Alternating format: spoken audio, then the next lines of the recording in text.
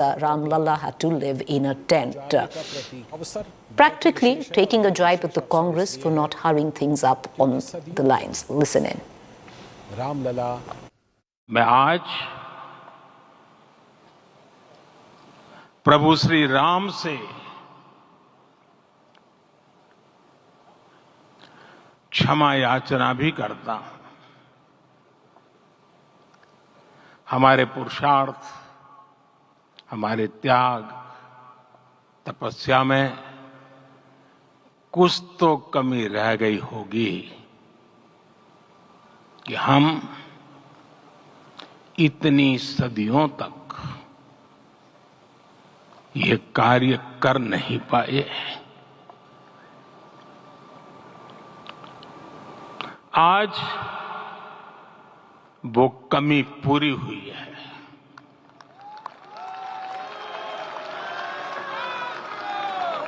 मुझे विश्वास है प्रभु राम आज हमें अवश्य क्षमा करेंगे। So while the Prime Minister inaugurated the Ram Temple in Ayodhya, well, what was the opposition doing? Top opposition leaders clearly had chosen to stay away from the Pran Pratishta ceremony on Monday. Let's take you now to the Congress. Congress MP Rahul Gandhi was in Assam on his Nyay Yatra. He was stopped from visiting the Batadrava Satra temple in Nagaon. Rahul Gandhi, along with party workers, staged a dharna against the authorities for blocking him. Assam Chief Minister hit back at him, linking him to Ravan. Meanwhile, West Bengal Chief Minister Mamata Banerjee took out a Sarva Dharma rally, an all-faith rally in Kolkata after visiting the Kali Ghat temple. Religious leaders of several faiths were present at the TMC chief's rally for harmony. Listen in. देखिए, अभी राम का माहौल है और राम का माहौल ही रहेगा, ये मैं विश्वास करता हूँ। राहुल गांधी नौगांव में बैठे थे, बटोद्रवा थान में जाने। आज आप क्यों रावण का बात करते हो? आज कम से कम राम का बात करो ना। कम से कम 500 साल का बाद आज हमें सब राम का बात करना चाहिए। आज कम से कम रावण का बात नहीं करना चाहिए। हमें इनवाइट किया गया, हमें इनवाइट किया गया। हम एडमिनिस्ट्रेशन कह रहा है नहीं जा सकते हैं, तो मैं पूछ रहा हूँ क्यों नहीं जा सकते? क्या गलती की है मैंने? मैं बस हाथ जोड़ने जाना चाहता हूँ, रिस्पेक्ट पे करना चाहता हूँ। मेरे रास्ते में इनवाइट किया है, बट ये अलाउ नहीं कर रहे। Now government and Modi ji ने डिसाइड मंदिर कौन जा सकता है और कब नहीं जा सकता। शायद आज सिर्फ एक व्यक्ति मंदिर में जा सकता है।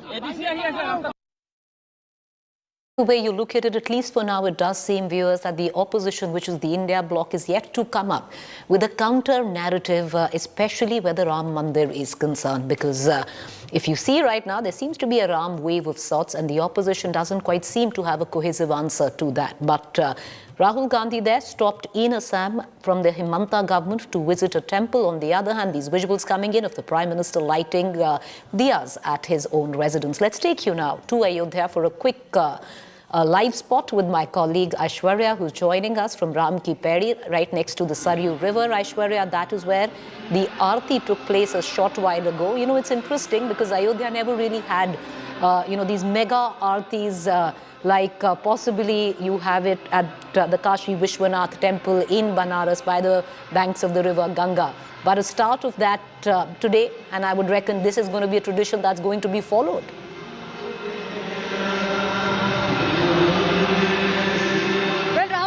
What we are seeing today is thousands and thousands of diyas being lit up, and almost all the Ayodhya Vasis, those who are staying in the city, are out on the streets. In fact, a lot of them have even prepared so many bhajans.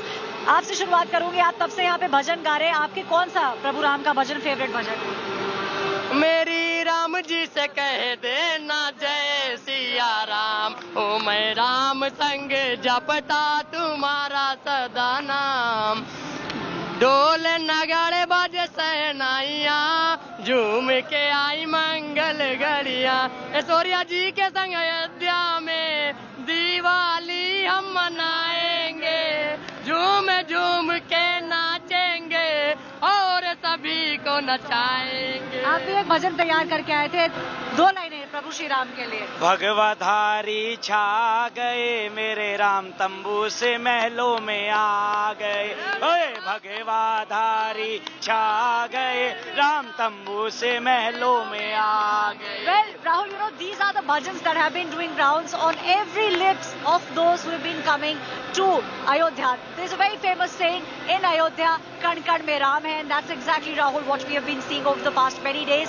Now, the bhajans aside, the diyas that one can see, thousands and thousands of diyas along with the background music, if you can hear it, Ram, Siya, Ram chants. Aishwarya, can you ask your camera person, and I'll just correct you, this is Preeti here, not Rahul, but if you can get us a ringside view of the diyas that have been lit in Ayodhya, and we'll go back to our panelists in the studio. Ram Siya Ram Siya Ram Jai Jai Ram, Ram Siya Ram Siya Ram Jai Jai Ram, mere tan mein Aishwarya, that is for you. All right, I think there's a problem. Aishwarya really cannot hear us. But thank you, Aishwarya, for joining us from Ram Ki Pedi there. Let's cut across right now back to the studio, and let's cut across to our political guests. Amitabh Tiwari joins us, and so does Ashutosh, a political analyst, the both of them. And, you know, we'll also get you visuals. You have the Prime Minister there, but you had Rahul Gandhi possibly in Assam, where he was not allowed entry inside a temple. But Amitabh Tiwari, to begin with you, you know, of where we stand today, and when you look at things from the lens of politics, it's very difficult for the opposition now to come up with the counter to what is at least today seeming like a Ram wave of sorts in the country. Yes, see, so voting is a fairly emotional decision. It's not a very rational decision, and the emotions are running pretty high. The entire country has become Rammay, and what is likely to also happen is that the BJP is likely to maintain this momentum. There is a news that the BJP Karyakartas and leaders have been asked to help people, whoever want to visit the Ayodhya temple in the next 2 months. So a campaign is going to be conducted around that. So BJP would like to maintain the tempo. And we've seen today as well that Prime Minister has been using this 10-year versus 70-year analogy while comparing the performance of his government versus the previous Congress governments. And here as well today, he has taken an indirect jibe at the Congress party and indirectly holding it responsible for not taking up the matter legally in the courts, and also holding it responsible for the fact that Ram Lalla was living in a tent for so many years. So, of course, there is a political motive to all of this. And as you've mentioned in one of your programs, I just do not recall the quote of Ram Manohar Lohia that politics and religion is fairly intertwined in India. So there is a difficulty for the opposition, especially in the Hindi heartland, which has almost 40% of the seats, wherein the emotions are running high, and we have to see how this pans out. Or what sort of a narrative does the opposition have to counter this? You know, Amitabh Tiwari, you talk about that quote. Well, it is one of my favorite quotes where politics is concerned, and it is, there's nothing more political than religion, and religion itself is politics. But I want to bring in Ashutosh into this conversation. Ashutosh, from where we stand today, there seemingly, okay, we have Anila Singh also from the Bharatiya Janata Party, but Ashutosh, coming to you, the opposition seems to be struggling to find a counter and, you know, to what we're witnessing. And right now, maybe it's too fresh, but you're looking at a possible Ram wave of sorts. If, you know, in the last election, it was Pulwama which gave an incremental 5% vote, it could very well be Lord Ram for the BJP this time around. See, Preeti, I think you asked the first question that where do I stand? I think this is the time when everybody should tell, should speak out that where he or she stands. And I totally oppose to this. And I have no bones to on that particular issue, because this is, I can understand that the emotions are running high. I can understand this is emotionally a very charged issue. I can understand that. But there are a fair amount of the people who have a Ram in the heart, but will they go and vote for the BJP? I have my strong doubts. Secondly, when we say that there is a Ram wave in the country, that I think that there is a Kerala too in this country. There is Kerala, Tamil Nadu, Telangana, Andhra Pradesh, Punjab, Odisha, Bengal, Northeast, and Punjab. These are the states BJP has to really work hard to slog to get seats. The fact of the matter is that the Ram is a part of our culture. There is absolutely no doubt about it. But should Ram be used for the political purposes, for the electoral purposes? If the BJP is honest enough, they should come openly and say, yeah, I'm using Ram for the political purpose. There is absolutely no doubt about it. But they're not doing that. They're not doing that. It's their politics. One should not. Today, I think tomorrow onwards, BJP would like to raise temperature further. But elections are still 2 months away. And in 2 months, anything and everything can happen. BJP has already maxed out in North India. There is absolutely no chance of improving their seats over here, except a marginal improvement in UP. But can they improve their seats in Kerala? Can they get a few seats in Tamil Nadu? Can they improve their seat numbers in Telangana? Can they open their account in Andhra Pradesh? Can they win a few seats in Punjab without Akali Dal support? Can they win Jammu again? Can they maintain their 18 seats in Bengal? And these are the areas where the North Indian politics doesn't run the way it runs here. All right, fair enough. Okay, Anila Singh, getting you into this conversation, the BJP really shouldn't be shown off the fact that this is as political for you as it is about religion or faith. If you will go back, hark back into history, the reason that BJP took on the cause of the Ram Mandir wasn't really something religion, but as a political necessity to answer Mandal by Kamandal. So why be in denial of that fact? It is political. What's the big deal? It's religious and political. My Ram Ram to all, and today is a great day. Pran Pratishtha has happened and Bhagwan Sri Ram is there in Ayodhya. His statue is there, the birthplace. So I am very happy. The type of joy I have in my heart, I think each and every Ram Bhakt, whether that person is in BJP or not, whether that person is in RSS or not, whether he's associated with VHP or Bajrang Dal or not, I think pan world, all Ram Bhakts are very, very happy. And at least we should spare bitterness, at least today. I was listening to Ashutosh ji and he was so bitter and he was just saying, oh, Bharatiya Janata Party, how Bharatiya Janata Party can perform in Himachal Pradesh or in Punjab or in Telangana or in Andhra or in Tamil Nadu. Well, leave all these things aside. Just now, Preeti, even you mentioned that why doesn't Bharatiya Janata Party admits openly that, okay, Bhagwan Sri Ram's cause was taken for political reasons? Of course not, Preeti. Of course not.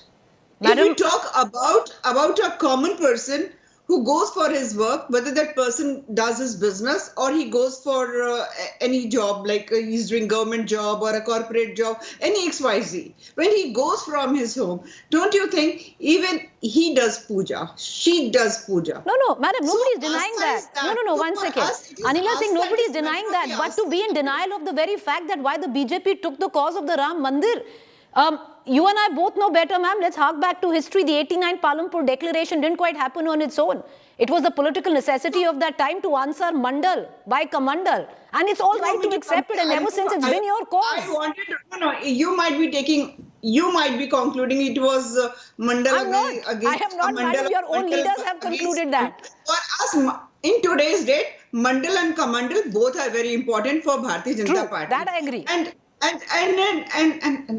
allow me, in whole of the nation, Bharatiya Janata Party is the only political party, at least in today's date, that stands very strongly with Astha. We do not say this thing that, okay, that religion is good or that religion is bad. Okay, fair point. But definitely, if we are Sanatan, we are standing with the Astha and we do that you're right, you're standing by the side of Astha and religion. Fair point. I just want to bring in our two political analysts back into this conversation. Amitabh Tiwari, to talk of the Ram Bhakts, which even Ashutosh touched on, Anila Singh also touched on. Do you think the problem of the opposition, especially the Congress, has been?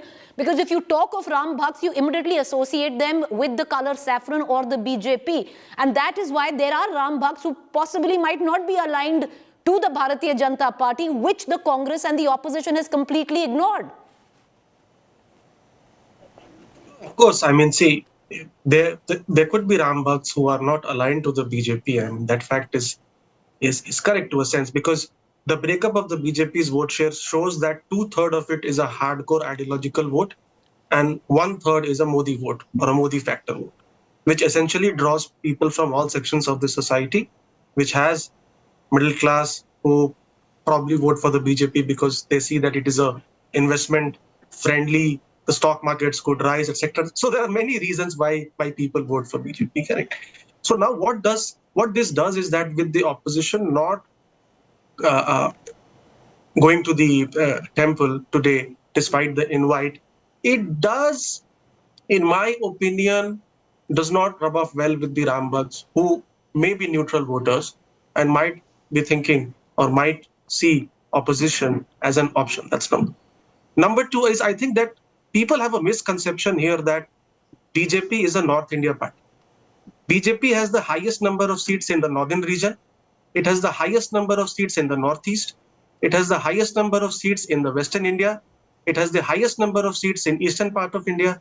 And it has the second highest number of seats, just a few seats below Congress, in the southern part of India. So BJP is not a North India phenomenon. Okay. It is a pan-India party. It is a pan-India party, and this issue is likely to have an impact across India. The size of the impact will, of course, only be visible after the election results. I don't have a crystal ball to say how much percentage of vote share. All right, Amitabh Tiwari, I need to come in. I apologize, even Ashutosh wanted to come in. We're getting some news break right now. We have to cut across to the Garbh Griha, where my colleague Samarth joins us. Samarth, over to you.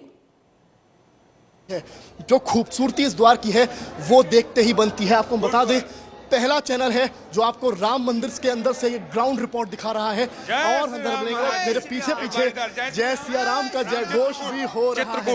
यहाँ के राम भगवान आइए और अंदर आपको लेकर चलते हैं। यहाँ आइए, ये देखिए, जब आप इस द्वार में अंदर आते हैं तो आपको इस तरह की दो और सिंह द्वार नजर आते हैं, और जो खूबसूरती है, सोने की प्लेटिंग है, वो भी आपको दिखाते चल रहे हैं। सजावट भी देखिए, प्राण प्रतिष्ठा का मौका है, सामने की तरफ सजावट भी है, वो भी आपको हम दिखा रहे हैं, और हर ओर जय सिया राम के नारे हैं। और आगे हम चलेंगे, आपको लेकर आएंगे, तस्वीरें दिखाएंगे। ये देख सकते हैं आप, ये मूर्ति के सामने की तस्वीर है, और यहाँ किस तरह से जय सिया राम हो रहा है। सामने मेरे ठीक गर्भगृह है, हम दिखाने की वो भी कोशिश करेंगे आपको। आगे आएंगे, कैमरामैन संजय से कहूँगा मेरे साथ आगे आए। मैं चाहूँगा मेरे जरिए पूरा देश आज राम लला के भव्य दर्शन करे, और हम आपको ये भव्य दर्शन करा रहे हैं। कैमरामैन से कहूँगा कैमरा को थोड़ा ऊपर करें, दिखाएं किस तरह से राम लला के दर्शन हम आपको यहाँ पर कराने की कोशिश कर रहे हैं। ये सब तस्वीरें बहुत ही दुर्लभ हैं। तब लगातार सामने फोन जरूर आ रहे हैं, लेकिन हम प्रयास कर रहे हैं कि किस तरह से दुर्लभ तस्वीरें आप तक पहुंचाएं। हर ओर जय सिया राम के अलावा और कुछ भी नहीं है। लोग अपनी सेल्फीज क्लिक करना चाहते हैं, इवन पुलिस वाले भी हैं, पुलिसकर्मी भी हैं जो यहाँ पर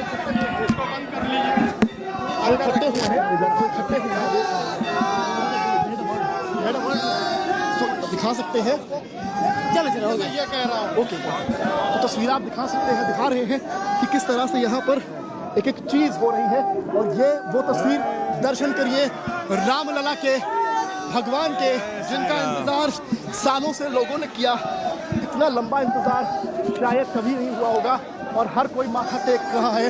हम भी एक बार और प्रभु के आशीर्वाद लेना चाहेंगे। देख सकते हैं खुशी और उल्लास से सेल्फीज भी क्लिक किए जा रहे हैं, और यहाँ पर जो तस्वीरें हैं, दर्शन हम भी दर्शन करेंगे और राम लला का आशीर्वाद यहाँ पर लेंगे। और ये तस्वीरें हमने आपको दिखाई किस तरह से राम लला जो गर्भगृह पर विराजमान है, उनकी तस्वीरें हैं। भी शोर बहुत है, उसके लिए ये तस्वीरें दिखा रहे हैं। और ये गर्भगृह है, और गर्भगृह के ठीक सामने, ये गर्भगृह का हिस्सा मैंने आपको दिखाया है, और गर्भगृह के ठीक अब इधर आते हैं तो आपको एक और स्वर्ण द्वार नजर आता है, और ये वो एक और स्वर्ण द्वार है। जैसा कि जिक्र किया था जिन्होंने ये दरवाज़ा बनाया है, कि जो गर्भगृह का दरवाज़ा है उसमें मोरी बनी होगी, यानी मोर, सनातन और वेद। My colleague Samarth right inside the temple premises, the Garbh Griha, getting you exclusive shots of the temple. A quick break, stay with us on the other side. Ram cover.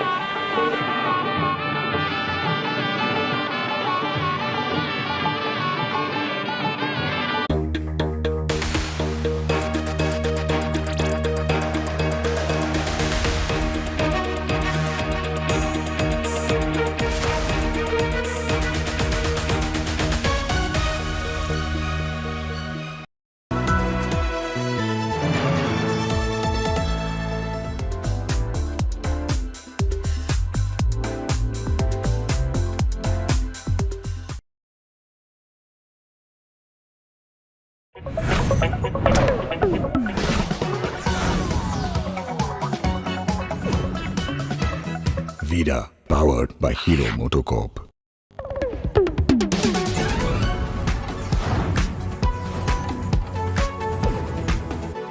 Vida, powered by Hero MotoCorp.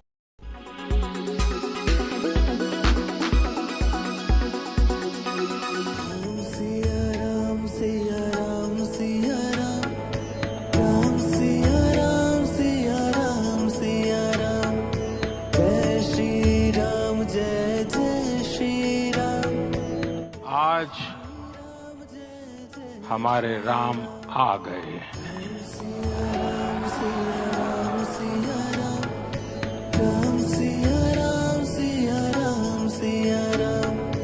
हमारे राम लला अब tent में नहीं रहेंगे। हमारे राम लला अब इस दिव्य मंदिर में रहेंगे।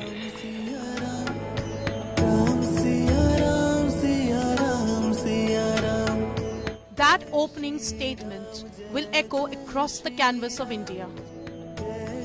A civilizational start by Ram Bhakt Modi to a speech that will be remembered for all time. In his speech lies entwined the journey of a sevak to the one who has consecrated. Modi may tower about a squabbling political firmament, but he was acutely human in the shadow of Ram. The yatra to the Mandir complete, it was statesman Modi who delivered the most powerful message of all. In a rising crescendo inspired by the power of the movement, Modi escalated his invocation of a united India. And then came this incredible refrain, the climax of Modi's speech. ये मंदिर मात्र एक देव मंदिर नहीं है, ये भारत की दृष्टि का, भारत के दर्शन का, भारत के दिग्दर्शन का मंदिर है। ये राम के रूप में राष्ट्र चेतना का मंदिर है। राम भारत की आस्था है, राम भारत का आधार है, राम भारत का विचार है, राम भारत का विधान है, राम भारत की चेतना है, राम भारत का चिंतन है, राम भारत की प्रतिष्ठा है, राम भारत का प्रताप है, राम प्रवाह है, राम प्रभाव है। The journey comes full circle, Modi's message for a united, harmonious India. Bureau Report, India Today.